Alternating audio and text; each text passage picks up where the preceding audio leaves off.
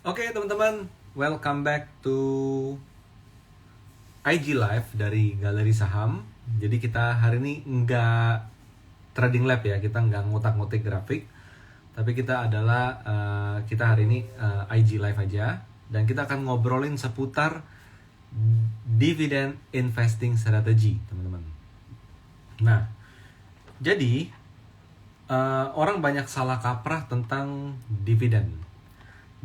Nah, teman-teman sebelum kita ngomong lebih lanjut, maka teman-teman harus sadar bahwa apa? Bahwa kalau kita mau berbisnis, kita nanam modal di sebuah perusahaan, di sebuah usaha, baik usaha yang kita bangun dari awal atau usaha yang kita bangun barengan sama teman-teman kita, kongsian, istilah seperti itu. Atau ada sebuah perusahaan yang dimana saya diajak untuk yuk tanam modal yuk untuk pengembangan bisnis perusahaan atau bisnis tersebut. Maka yang paling penting yang Anda harus dapatkan adalah apa?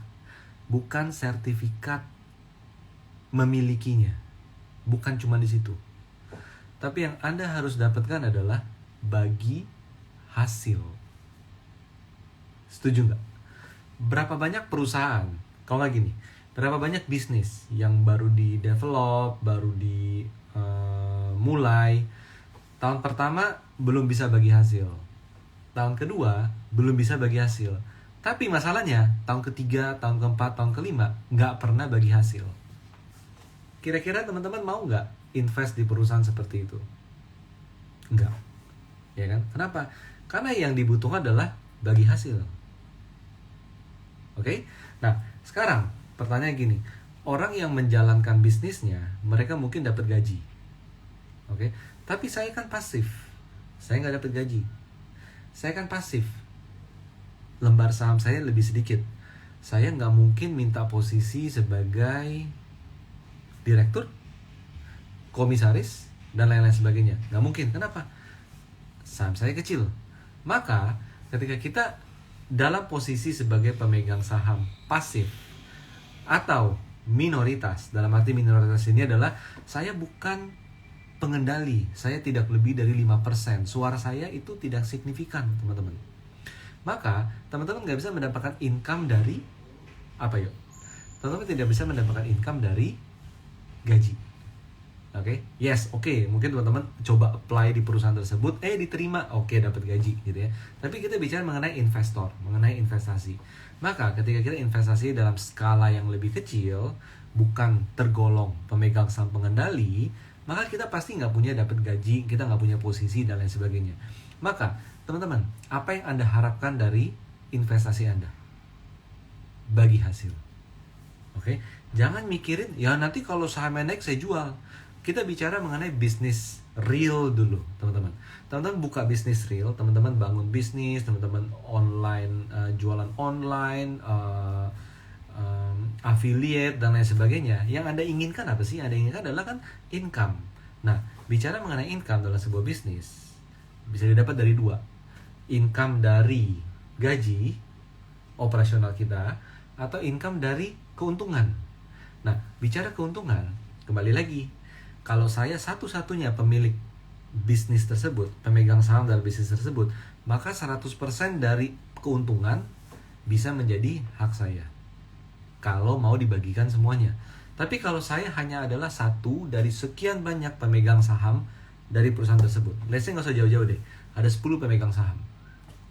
Teman-teman buka usaha berlima misalnya, masing-masing sama rata 20%, 20%, 20%, 20%, maka teman-teman punya hak 20% dari keuntungan.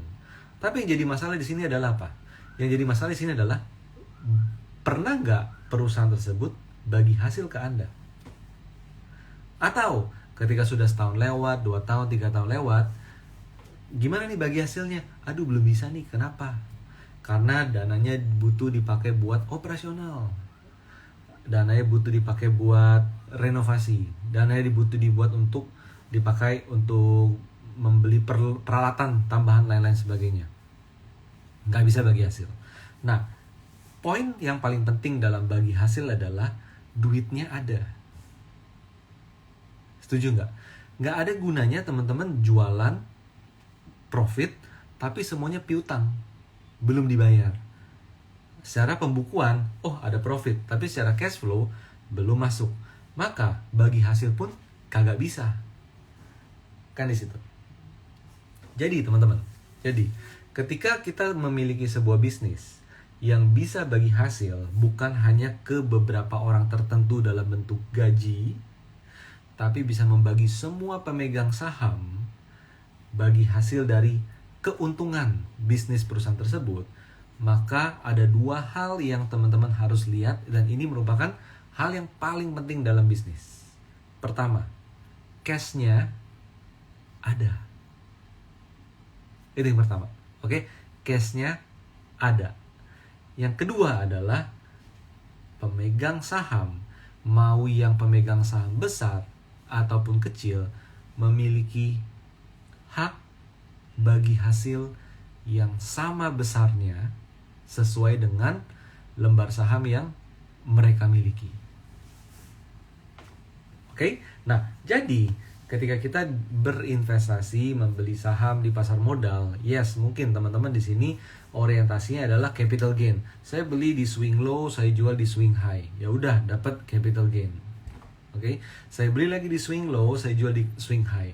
Dapatlah capital gain. Beli di support, jual di resist. Ini untuk yang swing trader, oke? Nah, tapi kita kan sekarang bicara seperti ini. Kita memiliki konsep. Mungkin Warren Buffett pun juga mengatakan gitu loh, bahwa if you don't have another source of income, if you cannot make the money works for you, you will have to work for the rest of your life.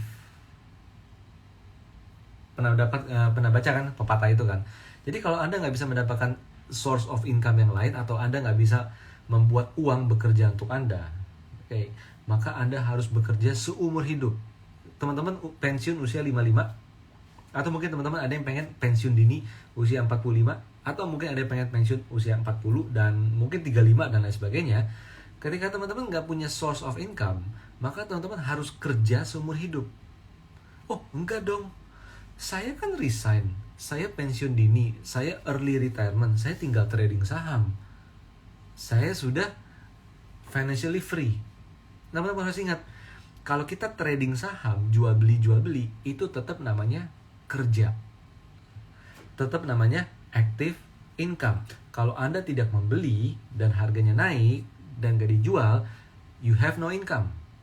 Oke? Jadi, selama kita masih trading, kita belum memiliki passive income. Dan itu bukan portfolio income.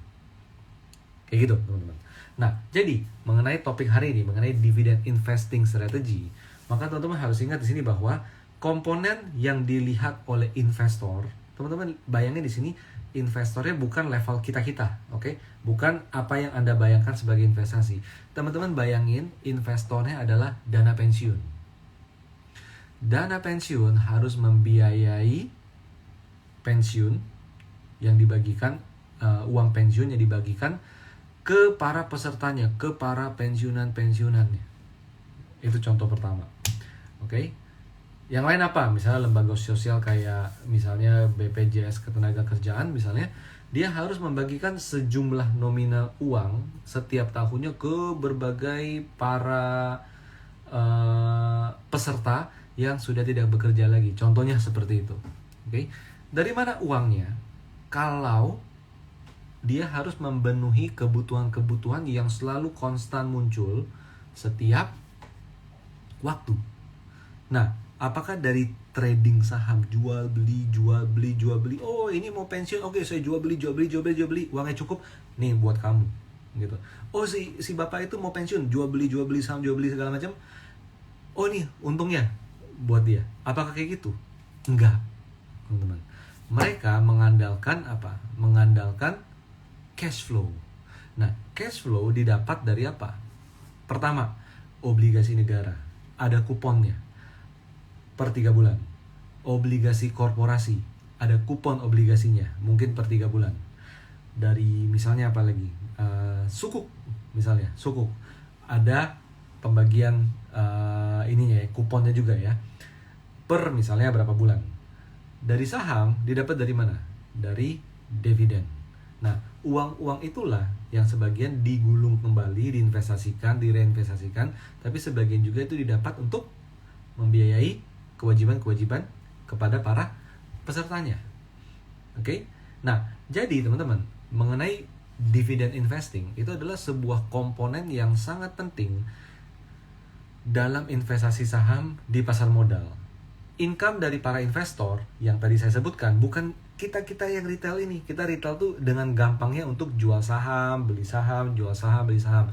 Anda harus bayangkan levelnya adalah korporasi, teman-teman.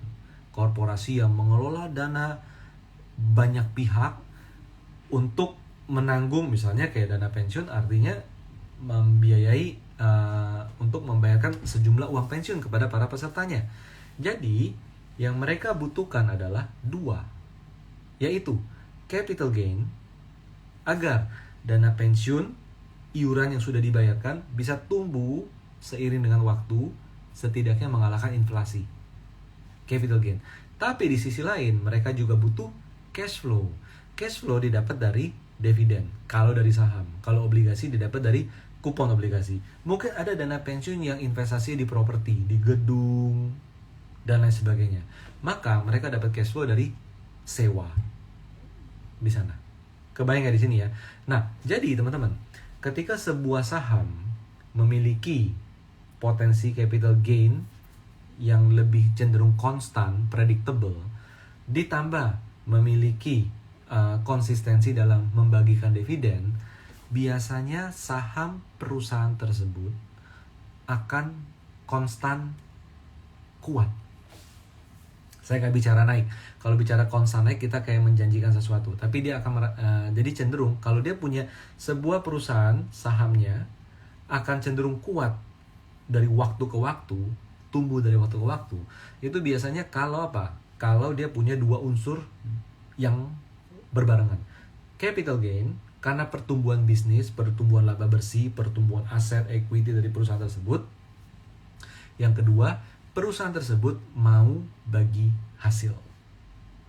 Nah, apa sih hubungannya dengan topik AG Live hari ini, dividend investing strategy? Maka teman-teman harus ingat di sini. Kembali ke kata Warren Buffett, kalau Anda tidak bisa make money works for you, you have to work for the rest of your life.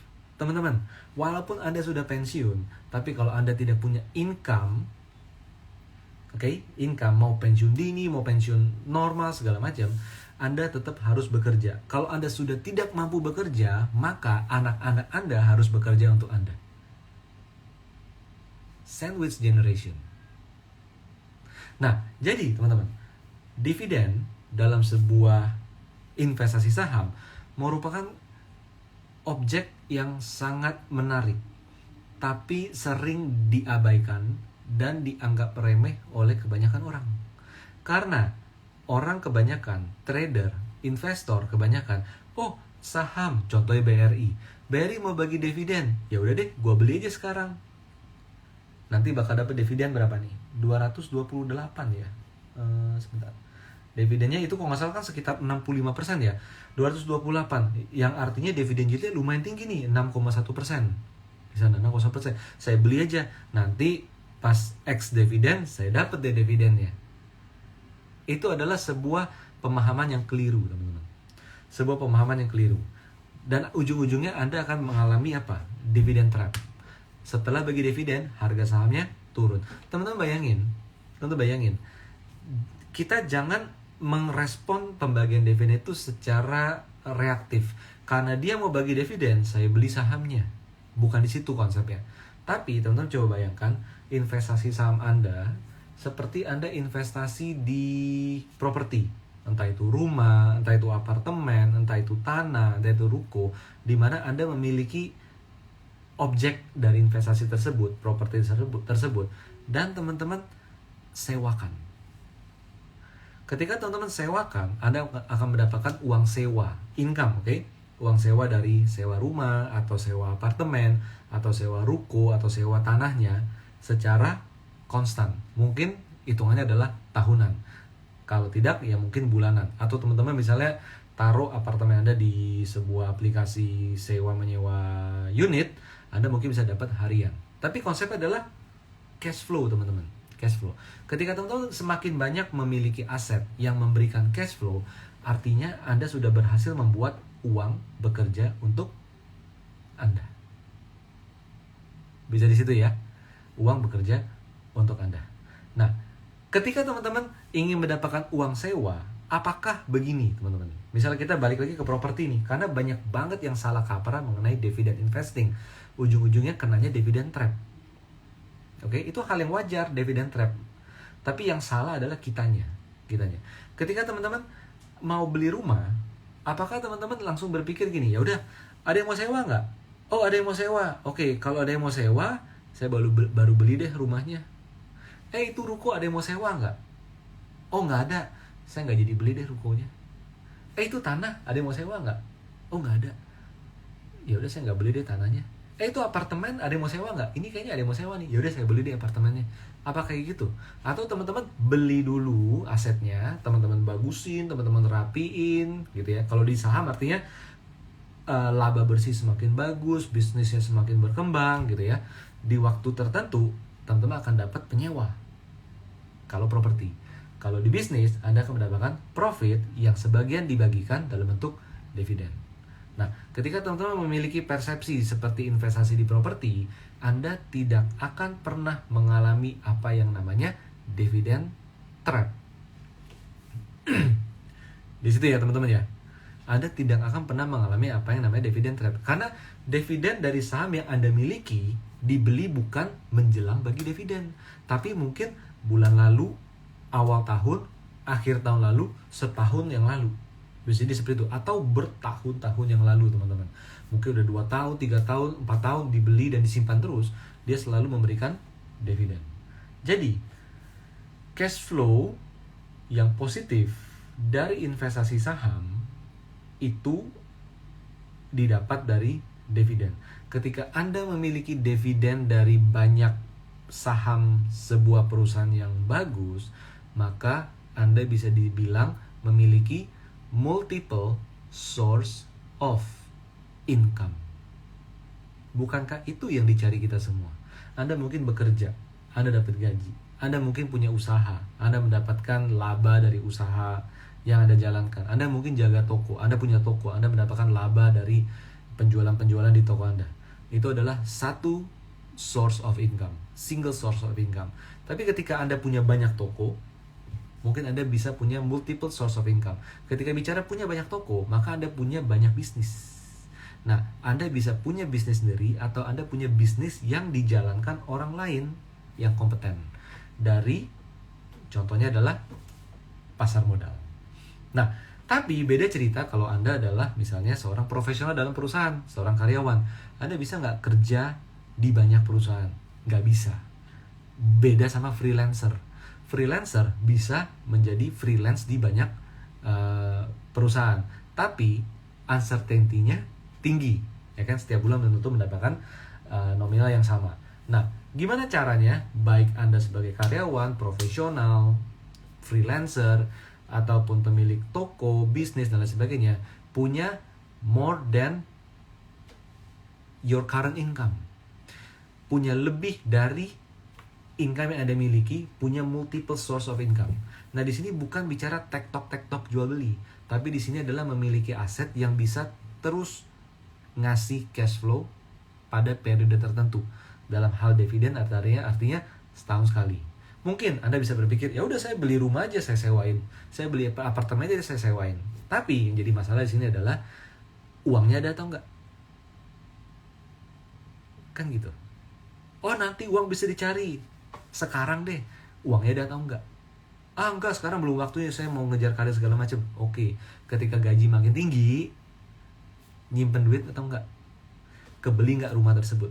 Nah, yang menarik dari saham, investasi saham, dividend investing adalah dengan modal let's say kayak apa ya, BRI harganya let's say sekarang 4.700 kali 100 lembar per lot, Anda sudah bisa mendapatkan BRI dengan harga yang sangat terjangkau teman-teman. Itu nggak selevel dengan Anda membeli rumah ataupun even mencicil rumah. Oke, tapi di sana Anda sudah membangun sebuah portfolio yang bisa memberikan cash flow. Anda coba bayangin ya, teman-teman coba bayangin, misalnya Misalnya BBRI dia akan bagi dividen kurang lebih berapa ini? Sebentar. Saya mau pastikan dulu ya. Dividen BBRI, precise-nya berapa ya? Dividen BBRI misalnya let's say sudah diketok palu. Oke, 85% dari laba bersih gitu ya. Sudah diketok palu misalnya dividen per lembar sahamnya itu ada di Rp288 per lembar tadi yang saya sampaikan. Maka ketika Anda memiliki saham BBRI di harga sekarang dengan nominal let's say 4.700 ya. Anggap 4.700, anggap 47 juta deh. Anda punya investasi di BBRI senilai 47 juta. Oke, 47 juta. Maka kalau 4,7 juta Anda akan mendapatkan dividen itu 288.000. Ketika Anda punya investasi BBRI senilai ekuivalen 47 juta, Anda akan mendapatkan dividen itu sebanyak berapa? 2,8 jutaan. Kayak gitu kan, kurang lebih ngitungnya kan. 2,8 jutaan dari investasi Anda sebesar 47 juta. 2,8 jutaan, teman-teman bisa untuk beli apa? Mungkin bisa beli untuk tiket pesawat pulang pergi untuk liburan. Ya kan? Kalau Anda mau compare yang lebih rasional lagi, misalnya ya, dengan nominal lebih gede lagi, kita nggak bicara 47 juta, kita bicara mengenai misalnya 470 juta. Uang yang Anda tadi mau beli mobil 470 juta, dapat mobil apa ya? Dapat mobil Innova Zenix. Dapat nggak sih? Ya, Innova Zenix, oke, 470 juta. Ternyata Anda lebih memilih untuk investasi di, misalnya contohnya ini kita sebut BBRI karena ini kan lagi hangat ya membagikan dividen dalam rasio yang gede ya. Anda beli 470 juta, maka Anda akan mendapatkan dividen berapa? 28 juta. Anda bisa beli satu motor Honda Vario, hampir 30 juta ya. Honda Vario itu sebanyak 28 juta yang Anda bisa pakai. Anda mau beli motor, Anda mau investasikan kembali, atau Anda mau liburan, 28 juta Anda bisa kemana ya?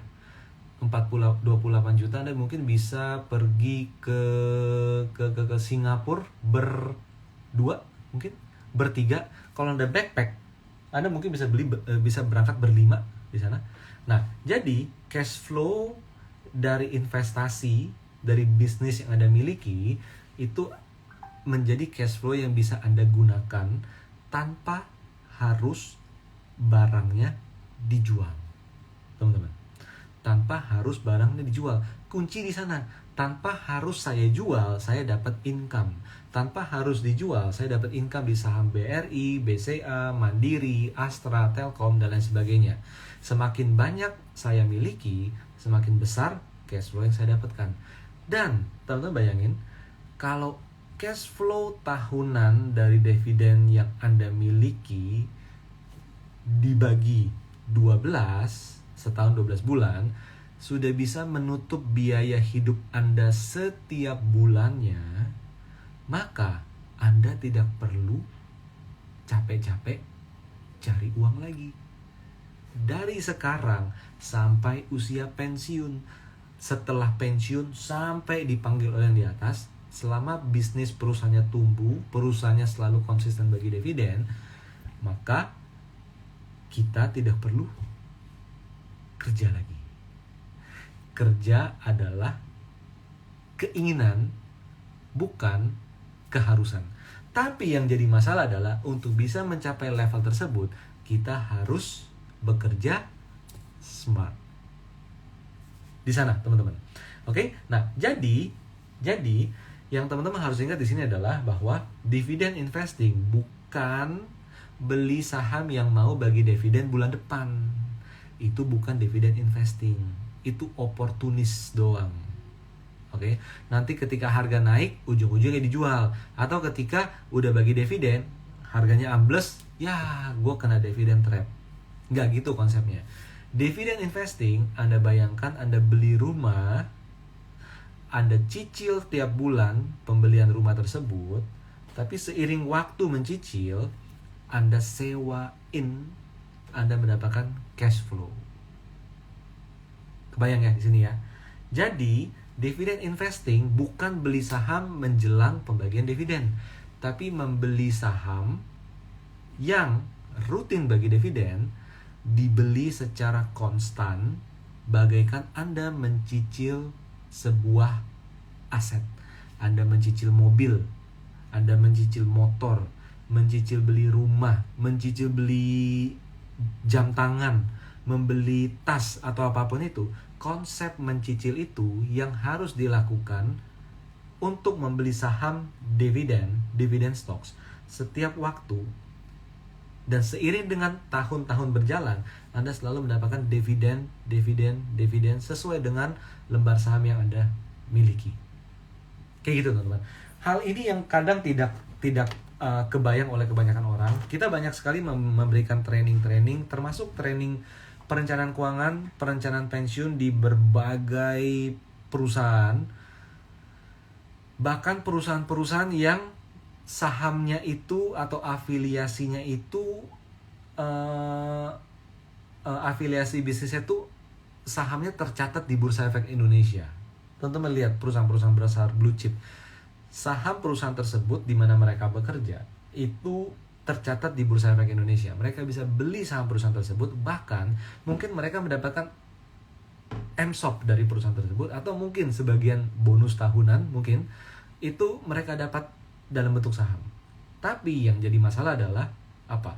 Ketika sudah ada kesempatan menjual saham tersebut, mereka jual, mereka tidak melihat sudut pandang another source of income dari saham yang mereka miliki. Balik nih, karena kita menyinggung mengenai misalnya Anda profesional dalam sebuah perusahaan yang merupakan emiten di pasar modal Indonesia. Kalau Anda selama bekerja di perusahaan tersebut, Anda digaji dan Anda harus keluarkan segala kemampuan untuk berkontribusi ke perusahaan tersebut, tapi Anda mendapatkan saham perusahaan tersebut, atau Anda bisa mencicil membeli saham perusahaan tersebut setiap bulan.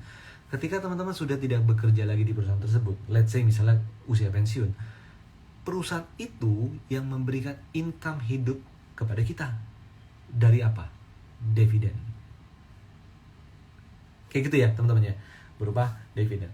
Jadi dividen investing strateginya adalah Anda harus melakukan investasi jangka panjang di 1-2 perusahaan yang terus mampu tumbuh dalam jangka panjang dan selalu konsisten membagi dividen, agar apa?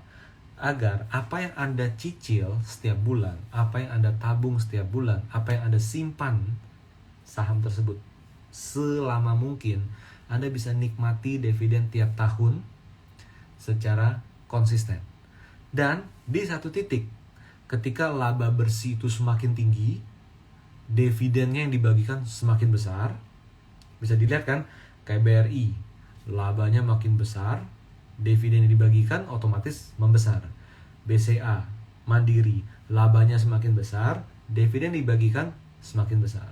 Bukit Asam, UNTR, labanya semakin besar, dividen dibagikan semakin besar. Maka apa yang kita anggap, dividennya kok nggak seberapa ya, saya punya 47 juta, saya cuma dapat 2,8 juta. Tapi harus diingat, 5 tahun lagi, 10 tahun lagi. Kok lama banget sih mikirnya 5 tahun, 10 tahun lagi? Nggak apa-apa dong, kan tiap tahun dapat dividen. Dan harga saham perusahaan yang bagus itu kan cenderung tumbuh dari waktu ke waktu. 5 tahun lagi, 10 tahun lagi, yang saya sekarang dapat 2,8 juta, bisa jadi double, bisa jadi triple, seiring dengan pertumbuhan bisnis dan pertumbuhan laba bersih dari perusahaan tersebut. Nah, teman-teman, kalau Anda mau punya second source of income, third source of income, Anda mau punya aset yang bisa bertelur, yang bisa Anda gunakan untuk biaya hidup, maka Anda harus melakukan dividend investing. Dan menariknya, pilihan itu sangat terbuka di pasar modal, di Bursa Efek Indonesia. Jadi, jangan sampai dividen investing itu Anda perlakukan dengan, dia mau bagi dividen, saya beli deh. Itu bukan dividen investing, itu trading. Trading karena dengar dia mau bagi dividen. Nanti udah naik, entah saya jual atau saya terima dividennya. Tapi kalau pilihan kedua yang Anda ambil, nanti saya simpan, dapat dividen, otomatis harganya turun. Kenapa? Karena dividen adalah bagian dari keuangan perusahaan yang dikeluarin dari perusahaan. Jadi, analoginya adalah teman-teman punya ayam, telurnya 10. Satu telur beratnya 100 gram. 10 telur beratnya 1 kilo. Setelah ayam tersebut bertelur 10, berat ayam tersebut turun nggak? 1 kilo. Turun, ya kan? Jadi, kalau Anda mau beli ayam yang beratnya itu misalnya 5 kilo, jangan beli ketika itu ayam mau bertelur. Karena setelah bertelur, pasti turun beratnya. Kayak gitu ya teman-teman ya. Nah, jadi strategi dividend investing yang Anda harus lakukan di sini adalah seperti kalau zaman dulu istilahnya adalah nabung saham. Tapi kalau kita di galeri saham, kita cenderung lebih menyebut istilah adalah cicil saham. Oke, kalau nabung Anda beli sekali, Anda simpen terus. Itu kadang suka jadi salah kaprah di sana. Tapi kalau cicil saham, Anda bayangkan Anda punya target nominal yang besar agar mendapatkan cash flow tahunan yang besar. Nominal besar itu Anda bisa dapatkan dengan cara mencicil setiap bulan, membeli saham perusahaan yang sama, yang memang berkualitas, tiap bulan dibeli terus, setahun berjalan bagi dividen, Anda tetap beli terus saham perusahaan tersebut, lakukan terus hingga nilainya makin lama makin gede. Semakin besar nilai saham Anda, otomatis kan semakin banyak lembar saham yang Anda miliki. Maka semakin besar lembar saham yang Anda miliki, dividen yang Anda terima akan semakin banyak. Oke, teman-teman, jadi itu dia ya. Jadi itu dia mengenai dividen investing. Kalau teman-teman misalnya mau mendapatkan list saham perusahaan yang cocok untuk kita lakukan dividen investing, Anda bisa cek kita di galeri saham ada Profit Trader Club. Profit Trader Club itu di sana ada investment list yang berisi saham-saham yang layak untuk diinvestasikan untuk mendapatkan cash flow dari dividen mulai dari sekarang hingga jangka panjang. Anda bisa cek ketika Anda sudah bergabung di Profit Trader Club. Kalau untuk teman-teman yang mau mendapatkan executive summary yang lebih komplit, membedah perusahaan tersebut, mengetahui overview perusahaan tersebut dan potensi ke depan, itu ada executive summary. Itu Anda bisa dapatkan ketika Anda bergabung di Profit Trader VIP.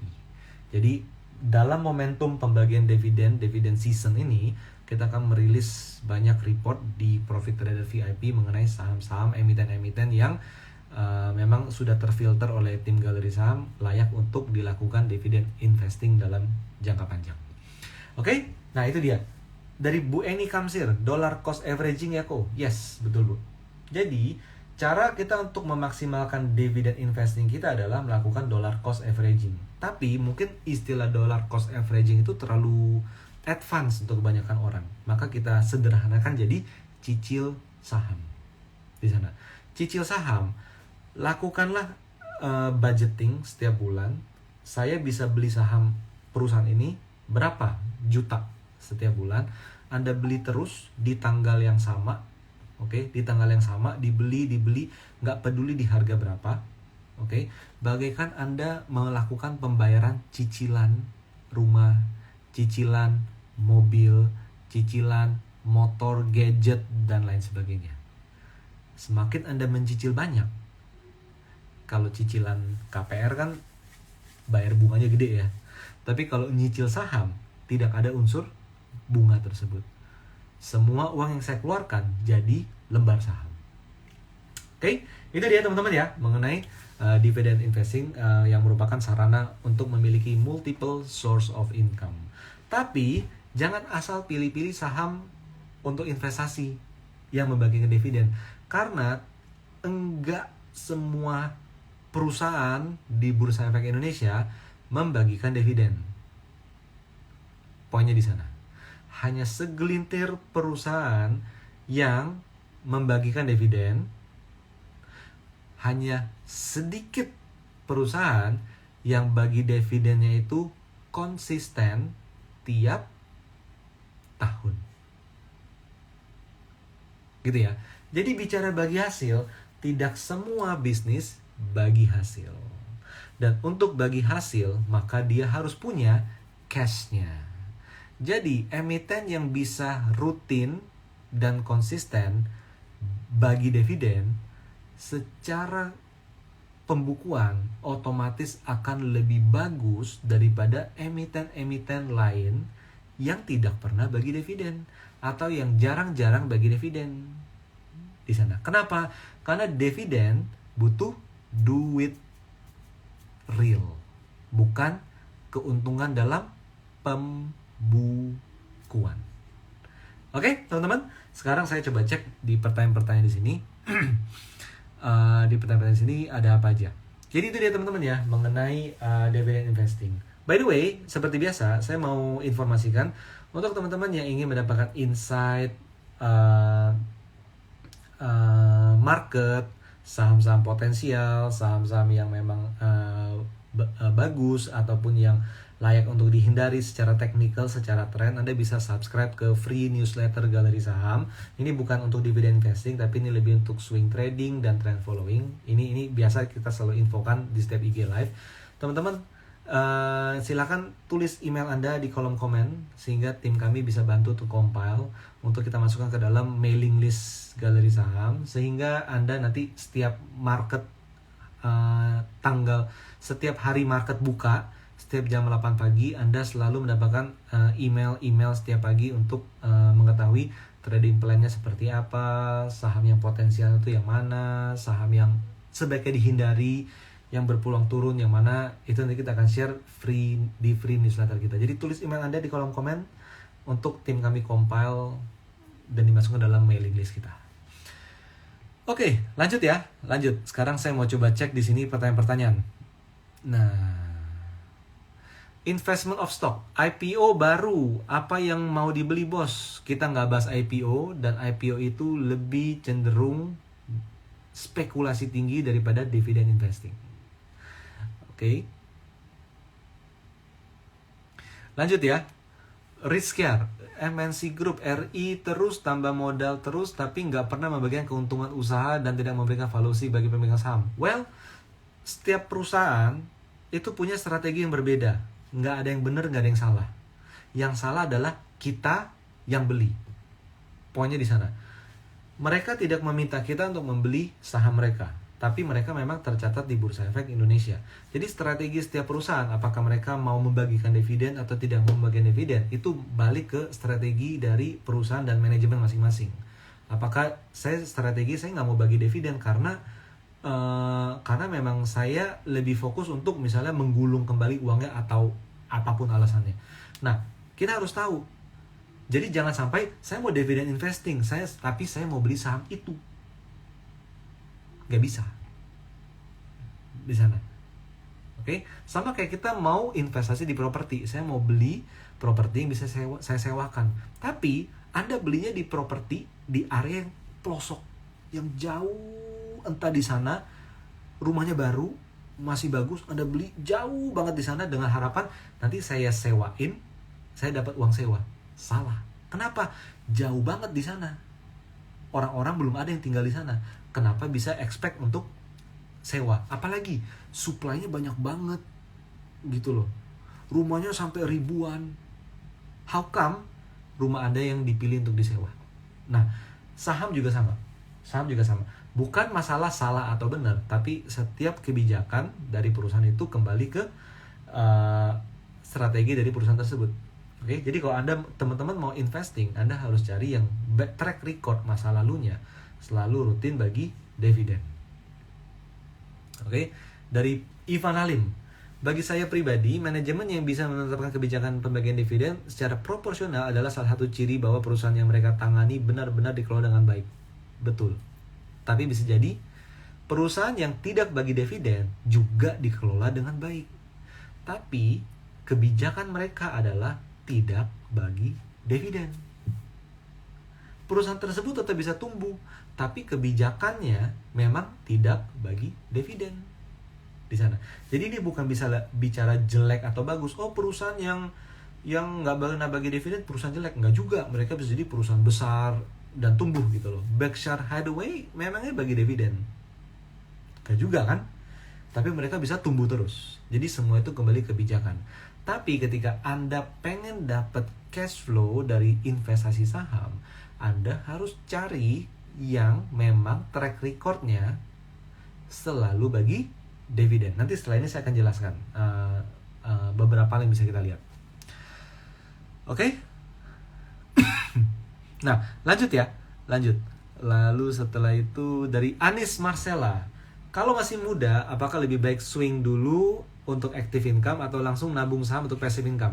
Balik lagi begini. Kalau kita punya waktu untuk belajar, kalau kita punya waktu untuk memantau market sesaat, Anda bisa melakukan swing trading dulu. Tapi ini penting nih. Jangan lupa investasi untuk dividen harus sudah dimulai sekarang. Karena itu tuh kebiasaan, itu tuh habit. Kalau habitnya nggak dipupuk dari awal, nggak akan pernah mulai di sana. Teman-teman, saya tadi saya habis ketemu dengan beberapa teman di pasar modal. Kita ngobrol-ngobrol, gila ya, dulu saham ini begini harganya, dulu saham itu hanya segini, sekarang udah tinggi, dulu BCA dulu harga 50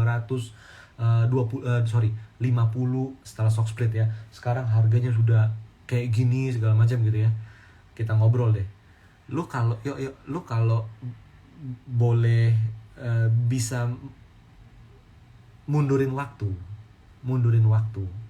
ke zaman pertama kali lu masuk ke pasar modal, itu saya tahun 2004.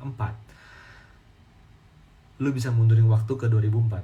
Apa yang akan lu lakukan di sana? Jawaban saya satu. Saya akan cicil saham perusahaan yang rutin bagi dividen setiap bulan sampai tahun 2023 ini. Maka hasilnya akan jauh lebih baik di sana.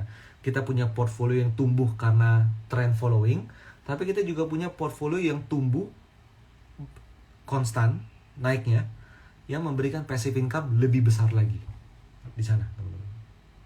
Itu dia. Jadi start now. Lanjut ya. Lalu dari Pak Aceh Pak B, dividend hunter akhirnya kena dividend trap yang pernah saya alami. Nah itu dia. Jangan jadi dividend hunter, tapi jadi dividend investing. Dividend hunter bisa jadi kena trap, pemburu bisa kena jebakan. Nah tapi kalau tadi yang saya sampaikan, kalau kita cicil beli saham terus-menerus, saham kita makin banyak, dividen kita makin besar, maka kita nggak peduli dengan harga turun setelah bagi dividen. Kenapa? Karena ketika harga turun setelah bagi dividen, itu kesempatan kita beli lagi untuk menerima dividen tahun depan yang lebih banyak lagi. Kayak gitu ya, teman-teman ya. Lanjut ya. Lalu apa lagi di sini? Beli sampai BRI lagi? Yes, betul, dari Yang Mogalana. Dewi Chandra, BRI mau bagi dividen, kenapa harga koreksi ya Om? Nah, kita nggak bisa menetapkan bagi dividen harga pasti naik. Kenapa? Kalau marketnya lagi jelek, ya harga bisa turun di sana. Harga bisa turun. Marketnya lagi buruk karena sentimen beberapa bank yang yang bangkrut di Amerika, yang di take over oleh pemerintah, itu mungkin bisa jadi serta-merta jadi alasan orang menjual dulu karena saya takut deh dengan kondisi di Amerika, saya jual dulu saham saya, bagi dividen nanti dulu deh, saya tunggu dulu deh gitu ya. Akhirnya kan harga turun. Isi hati orang untuk membeli atau menjual kan kita nggak tahu di sana. Tapi yang kita perlu mengerti di sini adalah dividend yield. Kalau saya memiliki kesempatan membeli saham yang rutin bagi dividen di level segini, yang harganya tadi di sini, sekarang lebih rendah, makin bagus nggak yieldnya? Kan di situ. Kalau saya bisa dapetin pendapatan sewa rumah sebanyak 50 juta setahun dari rumah seharga 2 miliar. Rumahnya 2 miliar, sewanya 50 juta per tahun.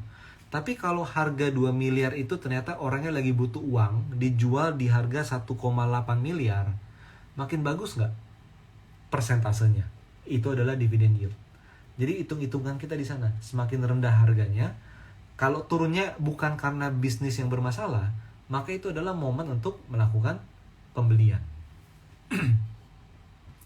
Dari Alingku, kok misal saya karyawan, invest saham dapat dividen, baiknya hasil dividen dibeli saham tersebut lagi, boleh nggak? Karena posisi belum butuh dananya. Bagus banget. Teman-teman, ini tips buat karyawan, oke? Saya banyak sekali ketemu profesional dalam sebuah perusahaan besar, menengah, dimanapun gitu ya. Karyawan itu kan nggak punya banyak waktu. Setuju ya? Waktu cuma weekend yang nyantai. Tapi weekend mau ngapain? Trading nggak bisa. Kenapa? Karena ya bursanya tutup. Karyawan paling bagus cicil gaji setiap bulan untuk cicil beli saham dividen. Jangan belinya menjelang dividen. Tiap bulan dibeliin terus. Yang penting perusahaannya bagus. Yang penting perusahaannya, nanti saya akan jelasin sedikit perusahaan seperti apa yang Anda harus lihat. Dengan demikian, tiap bulan dapat gaji, tiap tahun dapat dividen. Di satu titik, dividen Anda bisa Anda pakai buat liburan gratis tahunan. Makin disimpan, makin dicicil sahamnya, lama-lama liburannya yang tadinya lokal ke Bali, jadi ke Singapura. Semakin dicicil sahamnya, semakin dividen juga makin besar karena laba perusahaan makin gede. Tahun depannya lagi, dari Singapura, jadi kemana? Jadi misalnya ke ya gitu deh, yang tadi Singapura sendiri jadi Singapura berdua gitu ya, Singapura bertiga, atau ke Bali bersepuluh gitu loh. Nah itu poinnya di sana. Jadi it's a very good choice untuk teman-teman yang profesional di dalam perusahaan. Oke, lanjut ya. Pak Aceh Pak Biberi, masih saya hold baru 3 tahun, hold terus sampai anak cucu Pak Rio. Itu betul Pak, itu setuju banget, saya dukung Pak Aceh ya. Kalau bisa tiap bulan dibeli terus. Bapak mulai sudah 3 tahun, artinya Bapak beli saham BRI dari sejak tahun 2020, artinya mungkin Bapak punya modal BBRI di harga 2.400. Mungkin ya. Sebentar, BBRI itu habis, oh enggak, BCA, ya kan? Jadi tahun 2020 BBRI itu ada di harga, sempat turun ke harga 2100. Teman-teman, 2100. Kalau Anda beli saham BBRI pas pandemi tahun 2020 di harga 2100 dan dia membagikan dividen 288, oke? Ini 288 kita bagi 2100. Maka dividennya adalah 13%, bukan 6%. 6% itu dari harga sekarang 4.700. Tapi kalau Anda beli di harga 2.100, ini jadi 13%. Nah, bayangin nggak, orang-orang yang invest BBRI itu dari bukan sekedar tahun 2020, tapi mereka invest BBRI dari lama sebelum itu. Contohnya ya, sebentar. Dari sejak tahun, misalnya tahun 2010. Tahun 2010 BBRI itu harganya berapa? 1.000. Tahun 2010 harga BBRI itu, oh enggak dong, 800. Ketika tahun 2010 BBRI 800, semua orang bilang udah mahal ya. Kenapa gitu? Karena beberapa tahun sebelumnya harga BBRI 400. Tahun 2009 harganya 400. Tahun 2010 harganya 800. Udah mahal. Gak menarik lah. Nanti tunggu turun ke 400 lagi. Kagak turun-turun. Nah, tapi orang yang mengerti konsep dividend investing dan dia mencicil saham dari waktu ke waktu, mungkin average dia sekarang ada di level 2.000-an. Atau let's say 3.000-an. Maka dividen yield yang 6% karena 288 dibagi 4.700, bukan itu hitungannya, tapi 288 dibagi average BBRI dia, let's say di 300. Maka dividen yield dia adalah udah bukan lagi 6%, tapi 288 bagi misalnya 3.000 ya.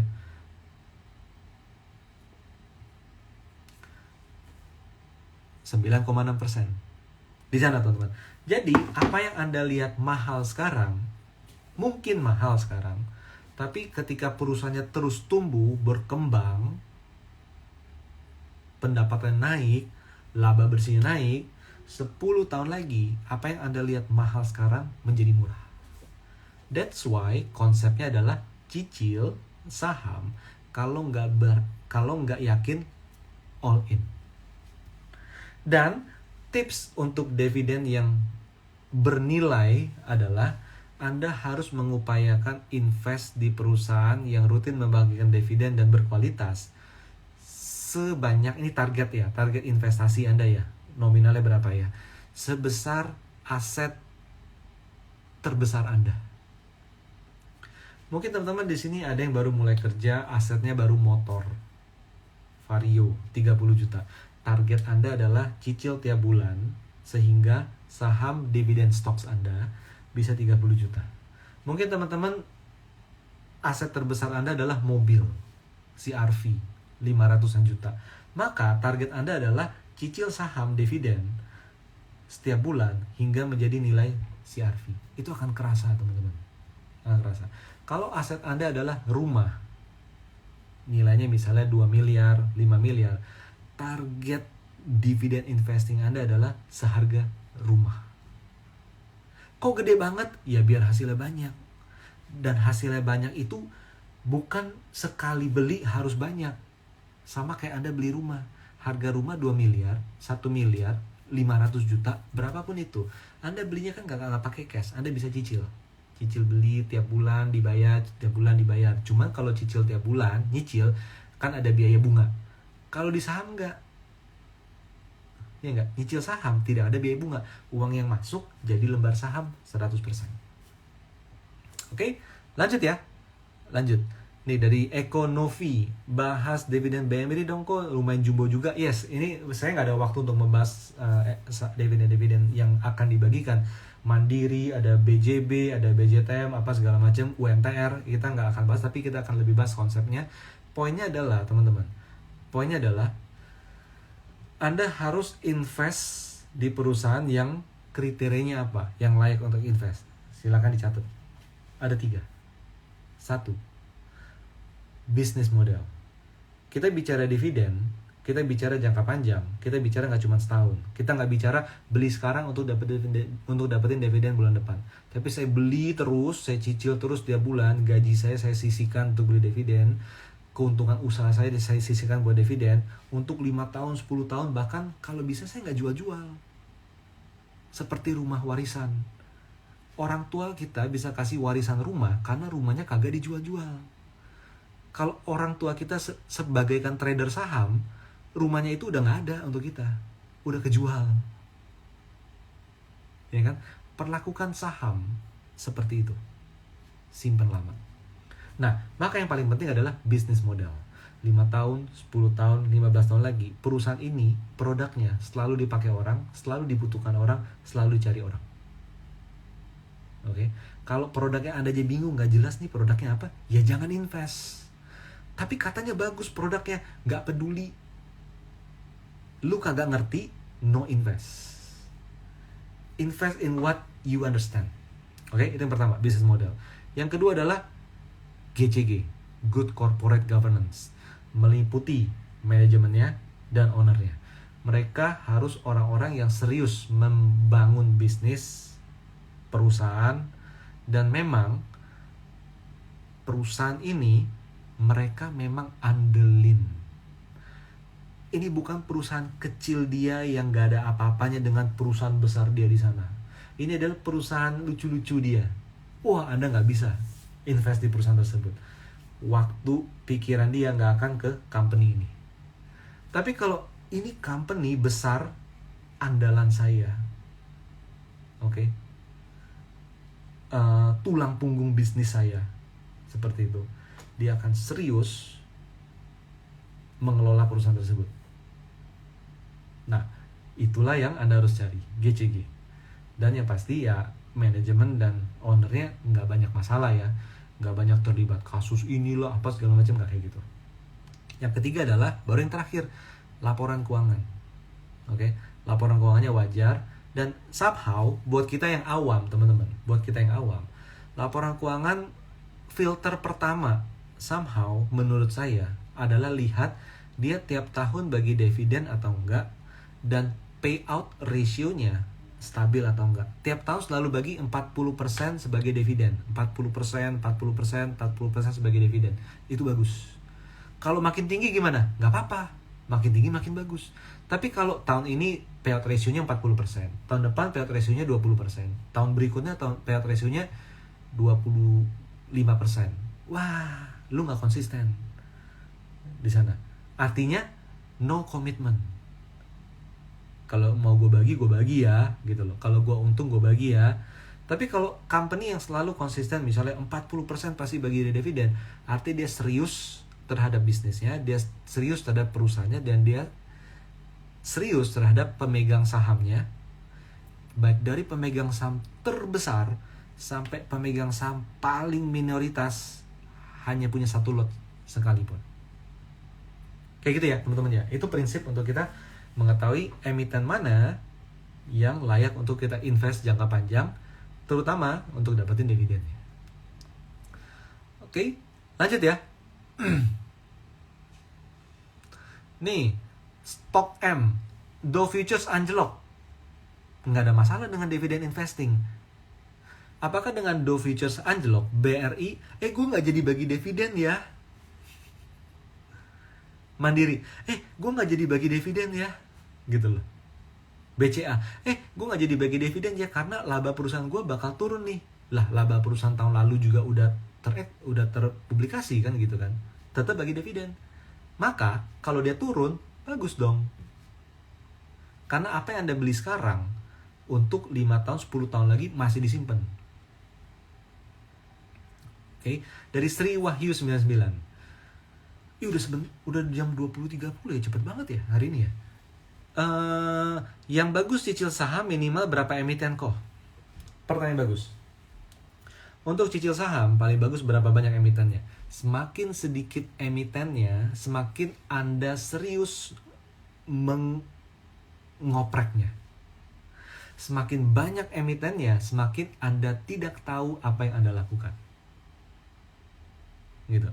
Karena semakin banyak emiten, psikologi kita adalah gue nggak tahu 5 tahun lagi mana yang bagus. Ya udahlah, gue beli ini. Harapannya semua bagus. Artinya analisanya, your homework nggak jalan. Tapi semakin sedikit emiten yang Anda pilih dan Anda cicil tiap bulan itu selalu sama, maka you did your homework. Karena pilihan investing ini beda-beda. Misalnya kita hari ini bicara BRI, karena ya kebetulan BRI lagi rame ya, gitu ya, lagi rame diomongin ya. Tapi nggak semua orang suka BRI. Ada juga yang saya nggak mau perbankan, saya maunya consumer. Silahkan pilih consumer, tapi dengan kriteria yang tadi saya sampaikan. Gitu. Jadi selera investasi itu nggak serta-merta dari laporan keuangan, dividen yield dan lain sebagainya. Selalu ada sektor yang Anda nyaman, ada sektor yang Anda tidak nyaman. Jadi itu penting juga. Karena kalau sektor yang Anda tidak nyaman atau tidak ngerti atau tidak tahu, ujung-ujungnya naik dikit juga dijual. Karena tidak punya conviction-nya. Kayak gitu ya teman-teman ya. Dari Tude Sadewa, bagaimana dengan perusahaan yang net income-nya tumbuh karena dia nggak bagi dividen? Nggak apa-apa. Tapi Anda tidak bisa invest buat dividen. Tapi balik lagi, kalau Anda invest di perusahaan yang tumbuh net income-nya tapi nggak bagi dividen, where you get the money? Oh, kalau saya jual sahamnya, artinya you don't own the company setelah Anda jual sahamnya. Kan kita bicara long term relationship. Harus tumbuh dan bagi hasil. Nah, itulah kenapa emiten-emiten yang sahamnya selalu mencetak kinerja laba bersih yang bagus dan selalu bagi dividen, biasanya harga sahamnya dari waktu ke waktu, nggak setiap saat ya, itu selalu tumbuh. Teman-teman coba buka grafik saham BRI, teman-teman coba buka grafik saham Indofood, teman-teman coba buka grafik saham BCA, lihat 10 tahun terakhir harganya selalu di atas, enggak. Beda dengan, sorry to say, sahamnya nggak bagi dividen. Arto udah naik, turun lagi. Kenapa? Hanya sentimen sesaat. Oke, teman-teman, itu dia mengenai dividend investing strategy, your multiple source of income. Pastikan Anda bisa memahami live ini dan Anda bisa coba tonton ulang sehingga bisa istilahnya dipahami lebih dalam, karena banyak sekali orang pelaku di pasar modal, baik itu trader maupun investor, mereka lebih fokus pada capital gain tapi tidak pada dividen. Padahal dividen itu menjadi kunci yang menarik untuk Anda memiliki multiple source of income, passive income. Selama Anda masih trading jual beli, Anda masih melakukan active income, tidak berbeda dengan pekerjaan. Tapi ketika teman-teman punya passive income dari sesuatu yang tidak Anda jual, tidak Anda beli, Anda simpan terus, maka it's your ultimate passive income. Itu aja dari saya, semoga bermanfaat, sukses selalu untuk teman-teman semuanya. Terima kasih.